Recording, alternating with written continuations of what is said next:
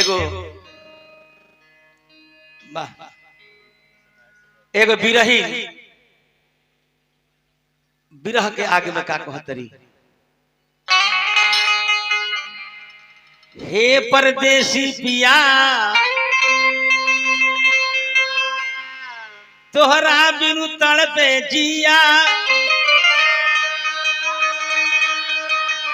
तोहर याद में दिन रात मरी, घर में जरे ना अन बिना मोर लइका रोस, जुल्म कैली गंगा मैया, अब कलीखी हम पतिया में जनिहनन दो के का कहतरी बबुआ कि झूठे अरे लवला सनहिया,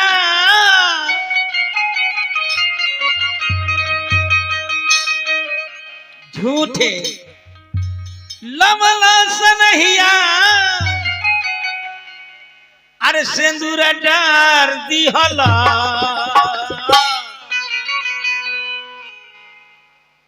परदेसवे में जाके बैनाथ भाई, परदेसवे में जाके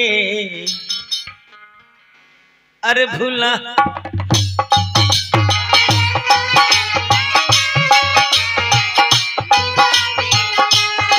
परदेसवे में जाके शादी हलो।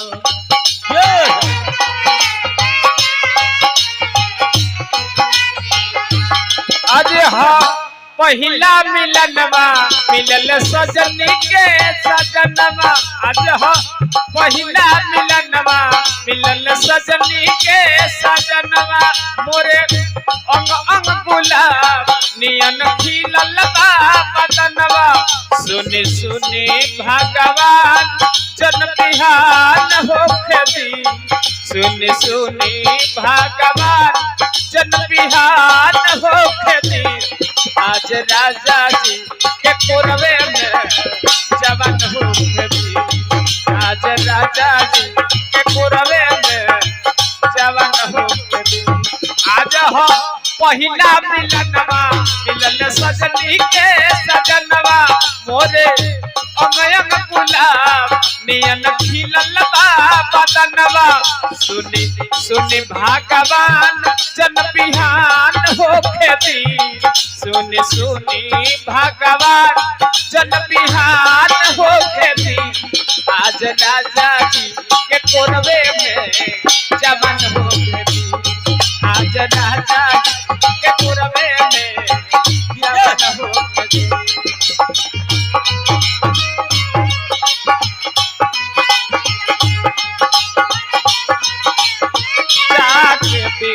सारदी हलो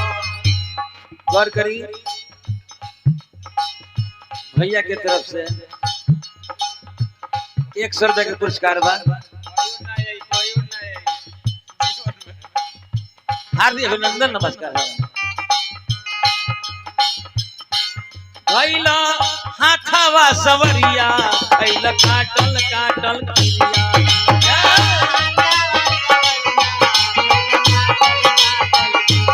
भैला हाथावा सवरिया भैला काटल काटल खिलिया,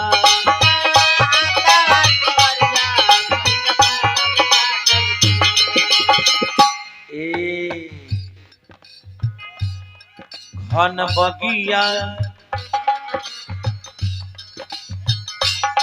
घनी बगिया लगा के उजार दिहला, घनी बगिया लगा के उजार दिहला, परदेसवे में जाके विसार दिहला,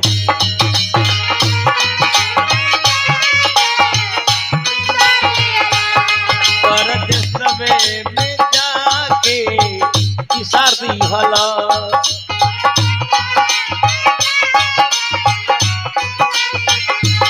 सैया जाड़ा में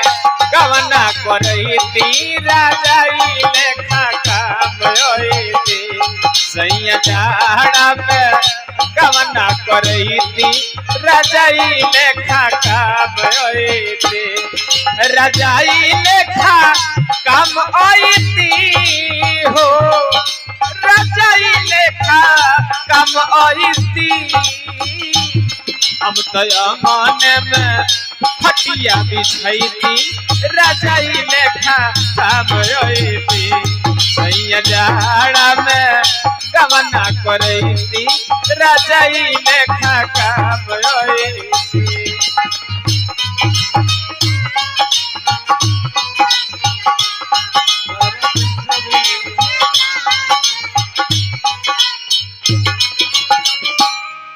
वो दिन याद करो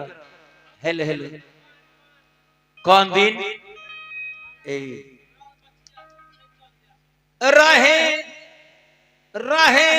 कोहबर के रात कैल हंसी हंस के बात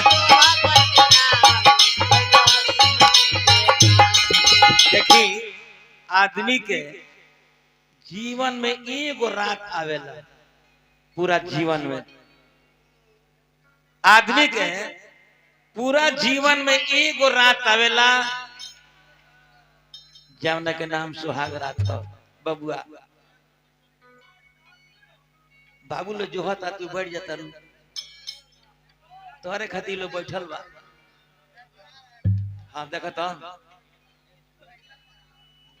कि रहे कोहबर के रात कैल हंसी हंस के बात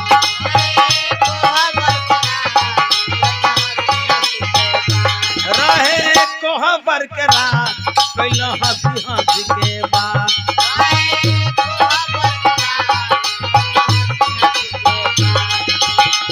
ए सैया कपट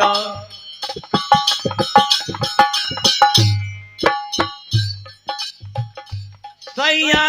कपट कटारी कहे मार दिहल सैया कपट कटारी कहे मार दिहल परदेसवे में जाके विसार दिहल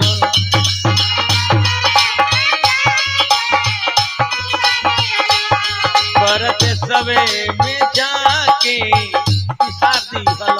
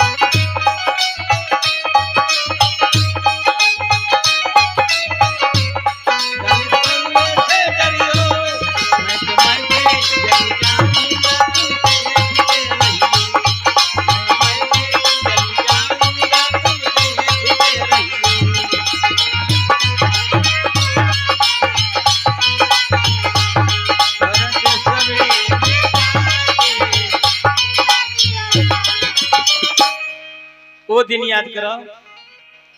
साखी साखी चंदया समान रोते हो खेला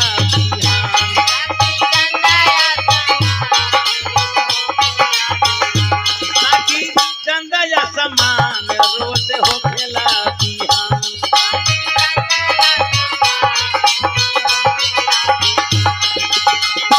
ए हंसी छीन लेलन हंसी छीन लेला यसुआ के धार दिहल हंसी छीन के धार दिहल चला बेटा भाई परदेसवे में जाके अरे बिसार दी हलो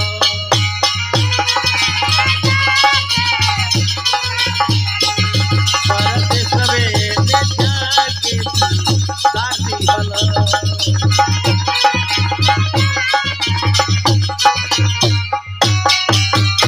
बोले आनंद कंद भगवान की जय।